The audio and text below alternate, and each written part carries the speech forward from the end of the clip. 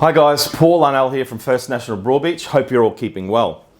You're probably over hearing about coronavirus, but look, as you know, the legislation was passed last week around the tenant landlord situation.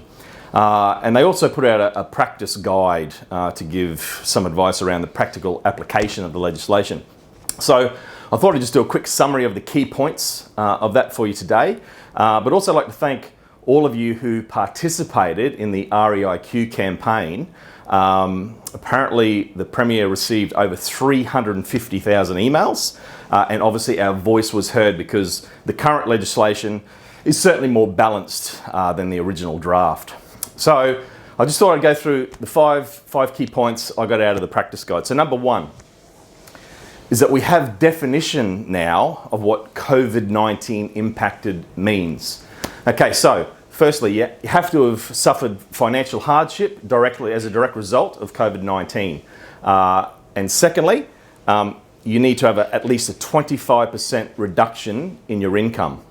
So if you have both of those, you would be considered COVID-19 impacted. Now, if you have been impacted and your income has not reduced by 25%, then there's another test, and that is if the rent you're paying is more than 30% of the total household income, then you're impacted. So this gives us a bit of guidance now. So any claims that are coming in, we can do these calculations before we talk to you about potential rent variations. So point two, ending residential tenancies.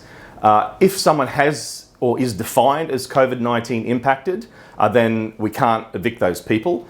And basically, if their agreement expires during the moratorium period, is that their agreement gets extended to the 30th September this year. Now, there are some approved reasons, however, that landlords can use to potentially get a tenant out, and they are. So if the landlord themselves or someone in the immediate family wants to move into that property, they can do so, but you'll need to give 2 months' notice. So look, there are some ways that if the landlord themselves are suffering financial hardship, you can move out of your rental and then go into your investment property. Once again, just a key point on this one though, if you're not COVID-19 impacted, then it's business as usual. Okay, so if tenants aren't paying their rent or they're damaging the property, we can still go through the process around getting them out of the property.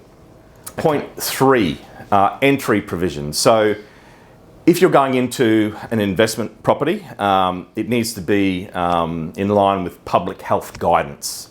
And also any non-essential activity, where possible, should be deferred.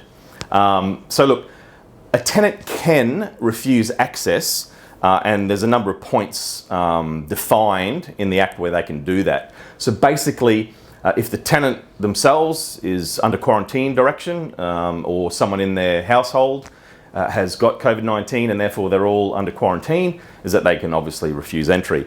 And additionally, if they or someone they live with is a vulnerable person, they can also refuse entry to the property. Just to clarify though, any urgent repairs and maintenance and statutory compliance around smoke alarms, we still can get access to the property as long as we follow the public health directive. Point four, negotiating rent variations. Now, if someone is COVID-19 impacted, then we can go through the process of trying to agree a fair and reasonable outcome for both parties. So it makes it clear that both parties need to consider each other's situation and therefore come up with a rent variation that suits both parties. So once again, if the agreement can't be made, then conciliation is mandatory. Okay, so obviously we'd want to try and come to a situation where we agree, otherwise it goes to conciliation. And point five is just government assistance. Now, look, the government is committed to helping those people genuinely impacted by COVID-19. And so there's a myriad of packages out there at a federal, state and even local council level. So I would encourage you all to look at not only the federal JobKeeper, JobSeeker, but also those other state and local council initiatives that are trying to help people through this COVID-19. So look, hope that helps, guys. Hope you're all keeping well, and we'll be in touch. Thanks.